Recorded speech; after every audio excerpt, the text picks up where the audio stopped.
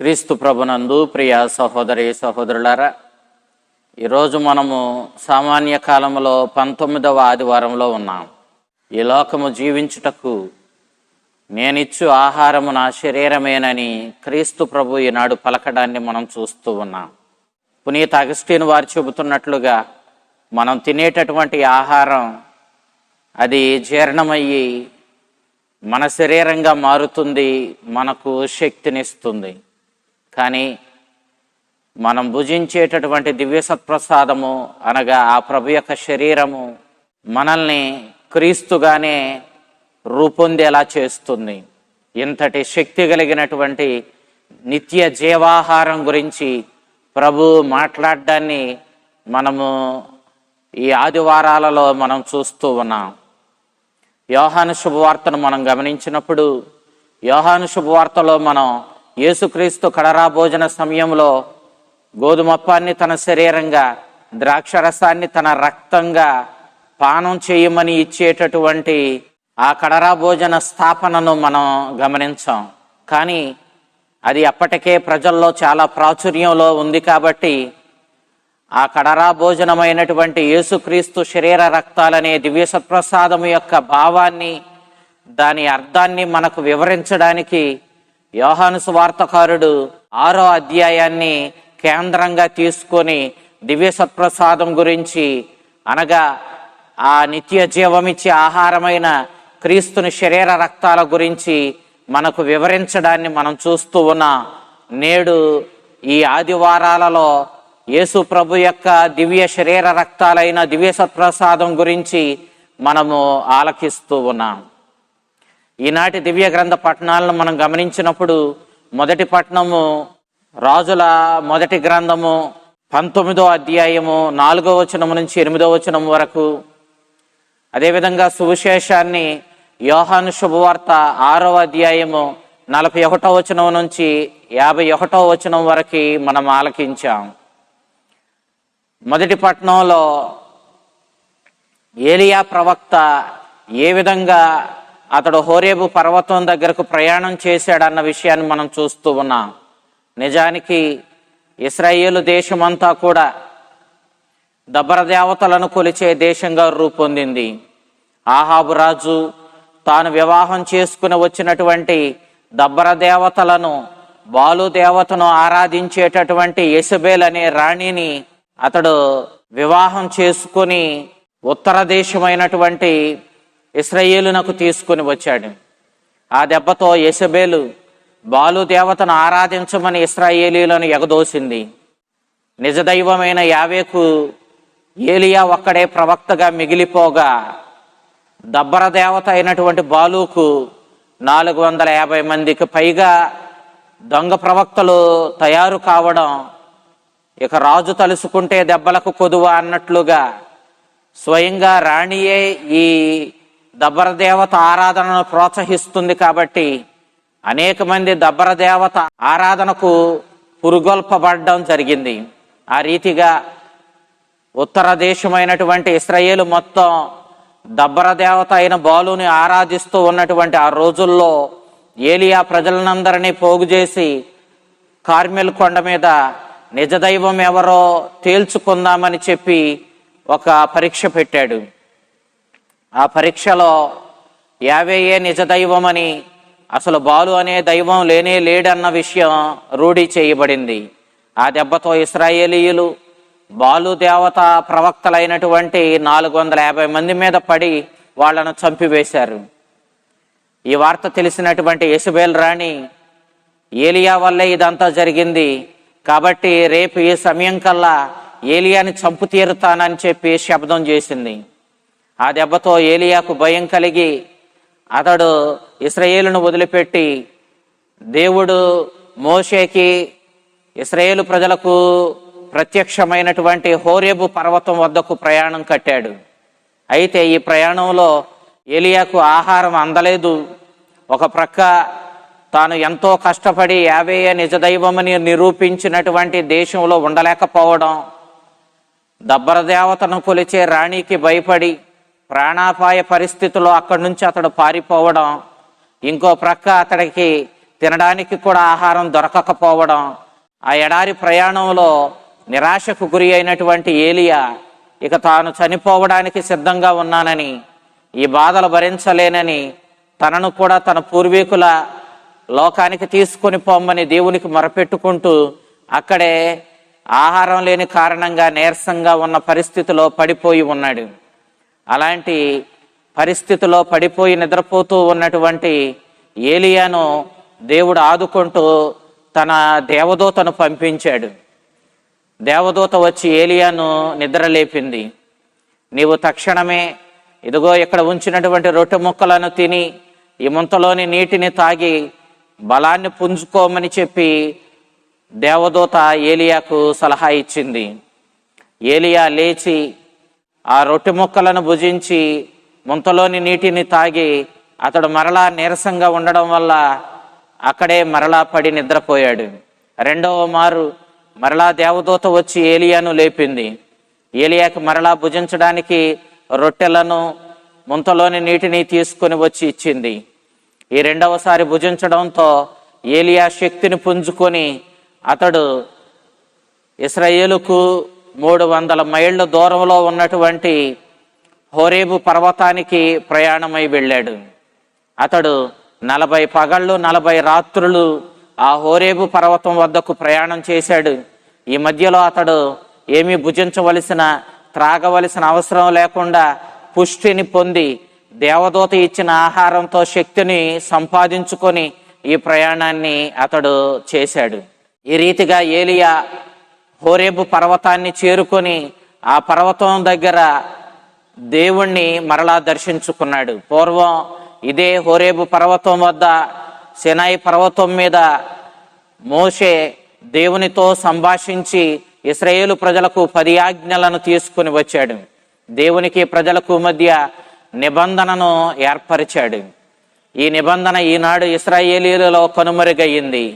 వాళ్ళు దేవుని ఆజ్ఞలను అశ్రద్ధ చేస్తూ దేవుని నిబంధనను ప్రక్కన పెట్టి ఇష్టారాజ్యంగా జీవిస్తూ ఉన్నారు. ఈ సందర్భంలో మరలా ఏలియా ఈ సినాయి పర్వతం దగ్గరకు వెళ్ళి ఆ హోరేబు వద్ద దేవుని యొక్క దర్శనాన్ని పొంది చెడిపోయినటువంటి నిబంధనను మరలా పునరుద్ధరించడం, మరలా దేవునికి ప్రజలకు మధ్య నిబంధనను రూపొందించడం, నూతన ఉత్తేజంతో ఏలియా మరలా ప్రజలకు దేవుని సందేశం అందించడానికి తిరిగి రావడాన్ని మనం చూస్తూ ఉన్నాం. దేవుడు ఆ హోరేబు పర్వతం వద్ద ఏలియాకు చల్లని ప్రశాంతమైన వాతావరణంలో దర్శనమిచ్చి మాట్లాడాడు. ఆ రీతిగా పరిస్థితులు ఎలా ఉన్నా నీవు మాత్రం నెమ్మదిని కలిగి ధైర్యంతో నీ కర్తవ్యాన్ని నెరవేర్చు, ప్రశాంతతను పోగొట్టుకోవద్దు, ఎందుకంటే నేను నీకు తోడుగా ఉన్నానని దేవుడు ఏలియాకు తానిచ్చిన దర్శనం ద్వారా గొప్ప సందేశం ఇచ్చినట్లయింది. ఇక ఏలియా దేవుని దర్శనాన్ని పొంది దేవుని దర్శనం పొందిన పద్ధతి ద్వారా ఎలాంటి ఉధృతి పరిస్థితిలోనైనా దేవుడు తనకు నెమ్మదినిస్తాడని, తాను ఏనాడు శాంతిని కోల్పోకుండా ధైర్యంతో విశ్వాసంతో నెమ్మది కలిగి తన కర్తవ్యాన్ని నెరవేర్చవలసిన వాడై ఉన్నాడని ఏలియా గ్రహించుకొని తిరిగి మరలా ఇశ్రాయేలునకు వచ్చి దబ్బర దేవత ఆరాధనను అంతమొందించి దేవుని యొక్క విశ్వాసాన్ని పెంపొందించడానికి కృషి చేశాడు. దేవుడు ఏలియాతో యెజెబెల్ రాజ్యం అంతమొందుతుంది, యెజెబెల్ స్థానంలో యెహూ రాజును నీవు రాజుగా అభిషేకించమని దేవుడు చెప్పినట్లుగానే ఏలియా తన కర్తవ్యాన్ని నెరవేర్చడాన్ని మనం తరువాత కాలంలో చూస్తూ ఉన్నాం. ఈ రీతిగా అద్భుతమైన రీతిలో దేవదూత ఇచ్చినటువంటి ఆహారాన్ని భుజించి పుష్టిని పొంది హోరేబు పర్వతం దగ్గరకు 40 పగళ్ళు 40 రాత్రులు ఏలియా ప్రయాణం చేయడాన్ని, ఈ అద్భుతమైన ఈ ఆహారంతో అతడు పుష్టిని పొంది తన కర్తవ్యాన్ని తిరిగి ఉత్సాహంతో నెరవేర్చడాన్ని, దేవుని దర్శనం ద్వారా దేవుని మనసును గ్రహించుకొని దేవుని సందేశాన్ని బోధించి తన కర్తవ్యాన్ని సక్రమంగా ఏలియా నెరవేర్చడాన్ని మనం ఈనాడు మొదటి పట్టణంలో ఆలకిస్తూ ఉన్నాం. ఈనాటి సువిశేషాన్ని మనం చూసినట్లయితే తాను పరలోకము నుండి దిగివచ్చిన నిజమైనటువంటి దేవుని ప్రతినిధినని ప్రవక్తల కంటే, మోషే కంటే అధికుడనని తనను తాను అభివర్ణించుకోవడాన్ని అక్కడ ఉన్నటువంటి ఇశ్రాయేలీయులు, యూదులు ఆలకించారు. వాళ్ళు యేసుక్రీస్తుని విశ్వసించడానికి ముందుకు రాలేదు. మరి ముఖ్యంగా అతడు స్వయంగా ప్రవక్తలలోనే గొప్పవాడని, మోషే కంటే గొప్పవాడని తనను తాను దేవుని ప్రతినిధిగా, దేవుడు అంతటి వాడిగా అభివర్ణించుకోవడాన్ని చూచినటువంటి యూదులు ఆయనను తిరస్కరించారు. ఆయన్ను విశ్వసించడానికి ముందుకు రాలేదు. దేవుడిచ్చినటువంటి విశ్వాస వరాన్ని వాళ్ళు తిరస్కరించి క్రీస్తుని విశ్వసించడానికి ముందుకు రాలేదు. పైపెచ్చు వాళ్ళు యేసుక్రీస్తుని ఇతడు గృహ నిర్మాణం చేసేటటువంటి యోసేపు కుమారుడు కాడా, అతని తల్లి మరియా మన మధ్య ఉన్నది కాదా, అతని తల్లిదండ్రులైన మరియా యోసేపులు మనకు తెలిసిన వాళ్ళు కాదా, మరి ఇతడు తనను తాను మానవ మాత్రుడిగా కాకుండా, కనీసం ప్రవక్త కూడా కాకుండా స్వయంగా దేవుడంతటి వాడినని, దేవుని ప్రతినిధినని, స్వయంగా తాను పరలోక తండ్రి వద్ద నుంచి వచ్చానని, ఆ పరలోక తండ్రిని నేను చూచానని ఇతడు చెప్పుకుంటున్నాడు అని చెప్పి ప్రభువుని వాళ్ళు తప్పు పట్టారు. వాళ్ళు ఆయన్ని విశ్వసించడానికి బదులుగా వాళ్ళు ఆయనను తిరస్కరించడాన్ని మనం చూస్తూ ఉన్నాం. యేసుక్రీస్తు తాను పరలోకము నుండి దిగి వచ్చానని, తాను స్వయంగా తండ్రి వద్ద నుంచి వచ్చానని, తాను స్వయంగా తండ్రిని చూచానని తనను తాను అభివర్ణించుకొని యూదులను తనను విశ్వసించమని కోరడాన్ని మనం ఈనాటి పట్టణంలో స్పష్టంగా చూస్తూ ఉన్నాం. అయితే యూదుల తిరస్కారానికి యేసుక్రీస్తు గురి అవ్వడాన్ని మనం చూస్తూ ఉన్నాం. ఈ సందర్భంలో యోహాను శ్రోతలకు యేసుక్రీస్తు జననము గురించి సరైన అవగాహన ఉందని చెప్పవచ్చు. అందుకే వాళ్ళు యేసుక్రీస్తు మరియమాతకు జన్మించిన ఆమె కన్యకగానే ఉండగానే అతడు జన్మించాడన్న సత్యాన్ని వాళ్ళు గ్రహించారు. కాబట్టి యోహాను ప్రత్యేకంగా ఈ అంశాన్ని మరలా ఇక్కడ ప్రస్తావించలేదు. తద్వారా యేసుక్రీస్తు మానవ ప్రభావంతో జన్మించిన వాడు కాదని, స్వయంగా దేవుని నుండి వచ్చిన వాడని, దేవుని యొక్క అంశతో జన్మించిన వాడన్న సత్యాన్ని, కన్యకు జన్మించాడన్న వాస్తవం ద్వారా వెల్లడి చేయడాన్ని మనం చూస్తూ ఉన్నాం. యూదులు ప్రభువుని తిరస్కరించారు. ఆ సందర్భంలో ప్రభువు దేవుడిచ్చేటటువంటి విశ్వాసం అనే వరాన్ని తిరస్కరిస్తున్న యూదులతో, మీరు నన్ను విశ్వసించినట్లయితే తప్పకుండా మీరు నా వద్దకు వస్తారు, తద్వారా మీరు నిత్య జీవమైన ఆహారాన్ని పొందగలుగుతారు అని ప్రభు స్పష్టంగా చెప్పాడు. మీ పితరులు మన్నాను ఎడారిలో భుజించారు. అయితే మన్నా నిత్య జీవమిచ్చే ఆహారం కాదు, దానిని భుజించి వారు మరణించారు. కానీ నేనిచ్చు ఈ ఆహారమును భుజించువాడు నిత్య జీవాన్ని పొందుతాడు. పరలోకము నుండి దిగివచ్చిన జీవము గల ఆహారమును నేనే. ఈ లోకము జీవించడానికి నేనిచ్చు ఆహారము నా శరీరమే. ఎవడైతే నన్ను విశ్వసించి నా దగ్గరకు వస్తాడో వాడు ఈ నిత్య జీవాహారమైన నా శరీరాన్ని భుజిస్తాడంటూ చివరిగా ఈనాడు క్రీస్తు ప్రభు దివ్య సత్ప్రసాదమనే తన శరీర రక్తాలనే నిత్య జీవాహారం గురించి స్పష్టంగా తెలియజేయడాన్ని మనం ఈనాటి సువిశేషంలో చూస్తూ ఉన్నాం. యూదులు యేసుక్రీస్తుని విశ్వసించలేదు, ఆయన దగ్గరకు వాళ్ళు రాలేదు. కాబట్టి పరలోకపు తండ్రి ఇచ్చినటువంటి విశ్వాసపు వరాన్ని యూదులు తిరస్కరించారు. కాబట్టే వాళ్ళు ఈనాడు యేసుక్రీస్తు దగ్గరకు రాలేకపోతూ ఉన్నారు. ఆయన ఇచ్చే నిత్య జీవాహారమైన తన శరీర రక్తాలను భుజించలేకపోతూ ఉన్నారు. ఈ విషయాన్ని ప్రభు స్పష్టంగా తెలియజేశాడు. తండ్రి నా వద్దకు పంపినవాడు మాత్రమే నా వద్దకు వస్తాడు. తండ్రి ఇచ్చినటువంటి ఆ విశ్వాస వరాన్ని స్వీకరించువాడు మాత్రమే నా దగ్గరకు వచ్చి నా యొక్క నిత్య జీవపు ఆహారమైన నా శరీర రక్తాలను భుజించగలుగుతాడు అని చెప్పి ప్రభు స్పష్టంగా తెలియచేశాడు. మీ పితరులు మన్నాను ఎడారిలో భుజించారు. అయితే వాళ్ళు భుజించింది శారీరకమైన ఆహారం మాత్రమే.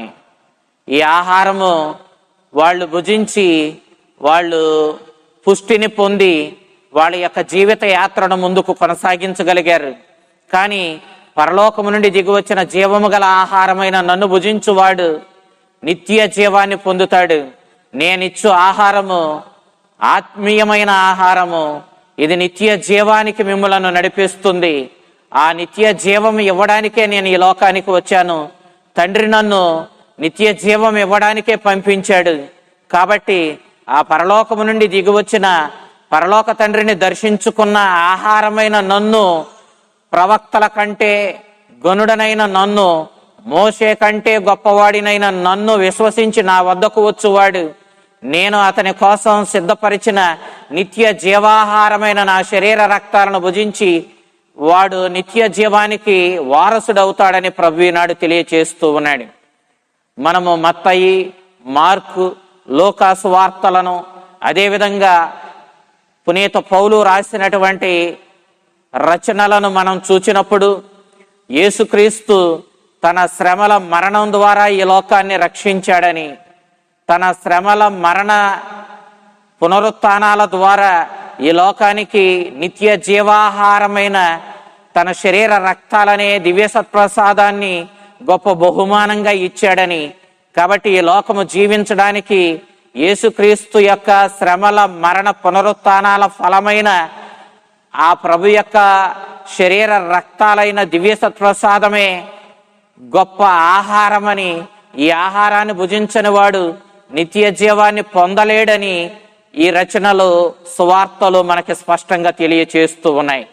ఈ సత్యాన్ని ఈనాడు యోహాను మనకి స్పష్టంగా తెలియచేస్తూ తన శ్రమల మరణ పునరుత్థానాలకు గుర్తైనటువంటి క్రీస్తుని శరీర రక్తాలైన ఆ దివ్య సత్ప్రసాదాన్ని స్వయంగా ఎవరు భుజించగలుగుతారంటే, ఎవరెవరైతే ఆ పరలోక తండ్రి చేత నడపబడి యేసుక్రీస్తు వద్దకు విశ్వాసంతో చేరుకొని ఆ పరలోక తండ్రి ఇచ్చేటటువంటి విశ్వాసపు వరాన్ని పొందుకొని ఎవరెవరైతే యేసుక్రీస్తుని విశ్వసిస్తారో వాళ్ళు యేసుక్రీస్తు ఇచ్చే నిత్య జీవాహారమైన దివ్య సత్ప్రసాదాన్ని భుజించగలుగుతారు. యేసుక్రీస్తుని విశ్వసించి రావడం ద్వారా యేసుక్రీస్తు వద్దకు వచ్చిన వాళ్ళు పొందే గొప్ప వరం ఏమిటి అనంటే, యేసుక్రీస్తు బహుమానంగా ఇచ్చే ఆ ప్రభు యొక్క శరీర రక్తాలని నిత్య జీవాహారాన్ని భుజించగలగడమే అతడిచ్చేటటువంటి గొప్ప వరము. కాబట్టి ఈ లోకము జీవించడానికి విశ్వాసముతో తన దగ్గరకు వచ్చే వాళ్లకు యేసుక్రీస్తు ఇచ్చేటటువంటి గొప్ప వరం ఏమిటి అని అంటే, తన శరీర రక్తాలే ఆ దివ్య సత్ప్రసాదమే. కాబట్టి ఈ దివ్య సత్ప్రసాదమే ఈ లోకము జీవించడానికి, నిత్య జీవం పొందడానికి ఆ పరలోక తండ్రి దగ్గర నుండి ఆయన తనయుడైన యేసుక్రీస్తుని శరీర రక్తాలు కానుకగా ఇవ్వబడుతున్నాయి అన్న సత్యాన్ని నేటి సువిశేష పట్టణంలో యేసుక్రీస్తు స్పష్టంగా తెలియజేయడాన్ని మనం చూస్తూ ఉన్నాం. పరలోకపు తండ్రి ఇచ్చేటటువంటి ఆ విశ్వాసాన్ని స్వీకరించే వాళ్ళు ముందుగా యేసుక్రీస్తును మెస్సయ్యగాను, దేవుని ప్రతినిధిగాను, ప్రవక్తల కంటే గనుడిగాను, మోషే కంటే గనుడిగాను స్వీకరిస్తారు. రెండవదిగా వారు ఆ ప్రభు శరీర రక్తాలను అనగా ఆ ప్రభుని దివ్య సత్ప్రసాదములో స్వీకరించగలుగుతారు. అయితే ప్రభుని దివ్య సత్ప్రసాదములో స్వీకరించడం అనేది అందరికీ సులువైన విధానం కాదు. ఎవరెవరైతే నిజంగా ప్రభుని యొక్క విశ్వాసములో ఎదుగుతారో వాళ్ళు మాత్రమే ప్రభు యొక్క శరీర రక్తాలను స్వీకరించి ధన్యతను పొందుతారు. కానీ ప్రభువుని విశ్వసించని వాళ్లకు దివ్య సత్ప్రసాదము ఒక ఆటంకంగా మారుతూ ఉంది. వారు నిత్య జీవం పొందకుండా వారి అవిశ్వాసం వల్ల దివ్య సత్ప్రసాద ప్రభువుని ఆ ప్రభు శరీర రక్తాలను భుజించకుండా ఉండిపోవడం వల్ల వాళ్ళు నిత్య జీవానికి చేరుకోకుండా ఉండిపోతారు. ఆ విధంగా దివ్య సత్ప్రసాదము వారికి ఒక గొప్ప ఆటంకంగా మారడాన్ని కూడా మనం చూస్తూ ఉన్నాం. కాబట్టి దివ్య సత్ప్రసాదము ఈ లోకము జీవించడానికి ప్రభు ఇచ్చినటువంటి గొప్ప వరము. దివ్య సత్ప్రసాదం అంటే స్వయంగా ఆ ప్రభు యొక్క శరీర రక్తాలే. నా శరీరమే ఈ లోకము జీవించడానికి నేనిచ్చు నిజమైన ఆహారము, అది నిత్య జీవాన్ని ఇస్తుందని ప్రభు చెప్పడాన్ని మనం ఈనాటి సువిశేషంలో స్పష్టంగా చూస్తూ ఉన్నాం. ఆ దివ్య సత్ప్రసాదం ఎడల, ఆ ప్రభు శరీరం ఎడల నిండు విశ్వాసాన్ని మనం పెంపొందించుకుందాం. పరలోక తండ్రి ఇచ్చేటటువంటి బహుమానమైన ఆ విశ్వాసం అనే వరాన్ని మనం పొందుకోవడానికి ఆ ప్రభుని అడుక్కుందాం. ఆ పరలోకపు తండ్రి ఇచ్చే విశ్వాసపు వరాన్ని పొందుకొని ఆ పరలోకపు తండ్రి తనయుడైన యేసుక్రీస్తు దగ్గరకు వచ్చి అతన్ని విశ్వసించి అతని నుండి అతని శరీరాన్ని మనము నిత్య జీవాహారముగా విశ్వాసముతో స్వీకరించి మన జీవితాలను ధన్యం చేసుకుందాం. అంతటి ధన్యత భాగ్యాన్ని మనకి, మన కుటుంబాలకు దయచేయమని ఈ లోకానికి నిత్య జీవాహారంగా తన శరీరాన్నే ఇచ్చిన ఆ ప్రభుని వేడుకుందాం. ఆ కరుణామయుడు, ఆ జీవప్రదాత తన శరీరాన్ని మనకు జీవాహారంగా ఇచ్చి మనల్ని నిత్య జీవంలో ప్రతిష్ఠించి కాచి కాపాడునుగాక. ఆమేన్.